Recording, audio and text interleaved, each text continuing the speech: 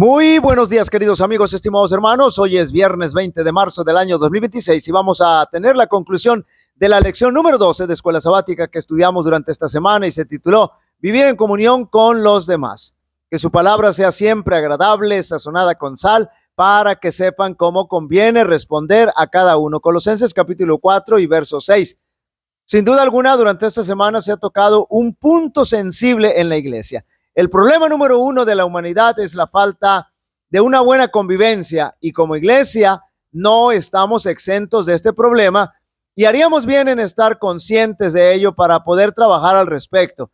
Y aunque convivir entre seres humanos nos cuesta mucho, no es imposible. En todas las relaciones humanas siempre habrá un momento en que surjan desacuerdos, diferencias y hasta discusiones fuertes, las cuales nos ponen a prueba. Se espera que sea en el hogar donde se pongan los principios teóricos y prácticos, los básicos, para poder aprender a vivir en comunión con los demás en cualquier ámbito de la sociedad y de manera especial con nuestra iglesia. Domingo 15 de marzo, cónyuges. El concepto cónyuges significa esposos unidos en matrimonio por Dios, formando una sola carne y compartiendo un mismo yugo de responsabilidad, amor y fidelidad. Refleja la relación entre Cristo y la iglesia, note bien, de la cual el apóstol Pablo habla con toda claridad. Viene del latín coniux, que significa unidos por un yugo, lo que significa trabajar conjuntamente, ayudarse mutuamente y compartir una carga o propósito. Los cónyuges deben ser colaboradores, jalando juntos en la misma dirección.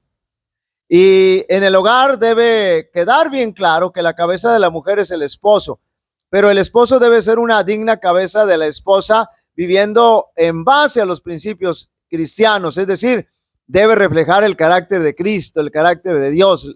La esposa debe estar sujeta a su marido respecto a un orden funcional o de cooperación voluntaria dentro del matrimonio, basado en el respeto mutuo. Se describe como una actitud de colaboración, eso de estar sujetos, así es, eso es lo que significa, estar unidos para cooperar voluntariamente para alcanzar un mismo fin. Como conviene en el Señor significa que la sujeción se hace como un acto de adoración y obediencia a Jesucristo, no al esposo, y es parte del deber cristiano. La sujeción de la mujer al marido se debe entender que la mujer, note bien, asume su responsabilidad a cooperar con el marido. Esa es la sujeción. El esposo debe ser la cabeza de la mujer de la misma forma como Cristo es la cabeza de la iglesia. Su vida ejemplar lo debe respaldar. También el esposo debe amar a la mujer, a la esposa, como Cristo ama a la iglesia, al grado de estar dispuesto a dar su vida por su esposa. Lunes 16 de marzo, padres e hijos. Como dijimos durante la semana, la lección de este día va más dirigida a los padres, es decir, a los papás, porque por alguna razón su figura impone mayor influencia sobre sus hijos.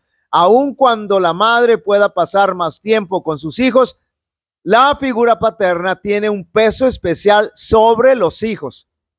El amor a los hijos se demuestra cuando por medio del altar familiar cada mañana y cada tarde los llevamos al Señor en el culto familiar. Este debe ser ameno el culto y agradable para los hijos, para los niños. También demostramos amor por nuestros hijos cuando desde muy pequeños les enseñamos a obedecer y también les enseñamos a ser reverentes ante la presencia del Señor, ya sea en el templo o en cualquier otro lugar donde se adore al Señor y nos encontremos ante su presencia. Todos los que estén involucrados en la formación de los niños, ya sea divisiones infantiles, clubes, escuelas de iglesia, deben estar conscientes que tienen en sus manos una gran responsabilidad de formar y equipar a los niños con los principios divinos para que vivan de acuerdo con la voluntad de Dios. Los padres no deben desesperar a sus hijos, tendrán que ser prudentes para educarlos y no alentar en ellos el desánimo. Para que los padres, note bien, puedan cumplir con ese cometido, deben primero ellos ponerse en las manos del Señor y en primer lugar enseñar con el ejemplo, porque el ejemplo del padre es mucho más poderoso en los hijos, mucho más influyente. Atender esto nos lleva a vivir en comunión con los demás. Martes 17 de marzo, relaciones laborales. Este ámbito en otros aspectos es otro, aspecto importante. Este ámbito es otro aspecto importante que nos puede ayudar a vivir en comunión con los demás. Y aunque el apóstol Pablo se centra en la relación de patrón y siervo o de amo y esclavo, los principios son aplicables a nuestra relación entre compañeros de trabajo. Y aquí el apóstol Pablo, en el contexto que describe su carta a los hermanos de Colosas, era que la esclavitud imperaba en el gobierno romano y que los esclavos ante las leyes romanas no tenían ninguna garantía individual, es decir, no tenían ningún derecho. Pero el apóstol habla a los amos convertidos al cristianismo y a los esclavos convertidos al cristianismo, y les presenta que ahora son hermanos en Cristo y que deben tratarse como tal. Y el mayor ejemplo que pone el apóstol Pablo es la experiencia de Filemón y con su esclavo Onésimo. Exhorta tanto a amos como a esclavos a respetarse unos a otros, y a los amos les pide que traten con justicia a sus siervos, y a los siervos les pide que hagan bien su trabajo de manera honesta, honrada y eficiente, como si lo hicieran para el Señor. Con todo ello, note bien, el apóstol buscaba, el apóstol buscaba que tanto amos como esclavos pudieran vivir en comunión unos con otros. Por supuesto que esto y lo anterior que hemos estudiado se debe aplicar con la familia grande, es decir, con la iglesia, porque todo así debe ser también en la iglesia. Miércoles 18 de marzo, orando unos por otros. El apóstol Pablo le pide a los hermanos de Colosas que sean perseverantes en la oración, que mantengan una actitud de oración siempre y que al orar agradezcan siempre al Señor, porque siempre hay motivos para agradecer. Y el apóstol también les pide a los hermanos que oren por él y hace algunas peticiones en especial.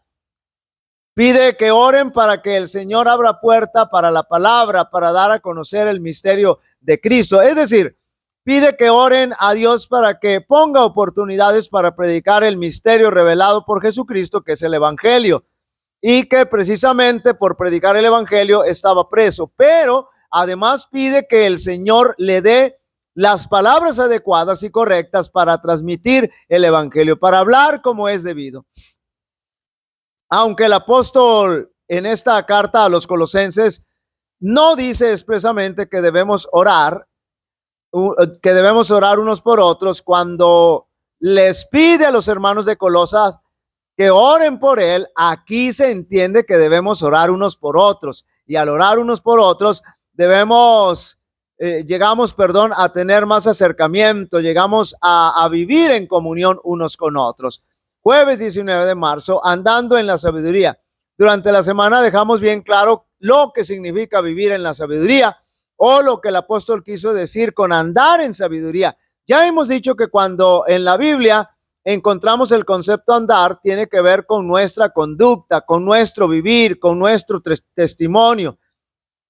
Y cuando hemos recibido el evangelio, cuando tenemos el conocimiento teológico, es con el propósito de vivir de acuerdo en base a lo que hemos conocido. Eso es lo que significa andar en sabiduría o vivir en sabiduría. Cuando eso sucede, el apóstol Pablo nos dice que entonces nuestras palabras para transmitir el mensaje van a ser adecuadas, van a ser con gracia, agradables, sazonadas con sal. Quiere decir que deben caer gratamente a los oídos de quienes nos escuchan, y entonces sí vamos a hablar como debe ser, de la forma correcta, para dar una respuesta correcta en el momento preciso.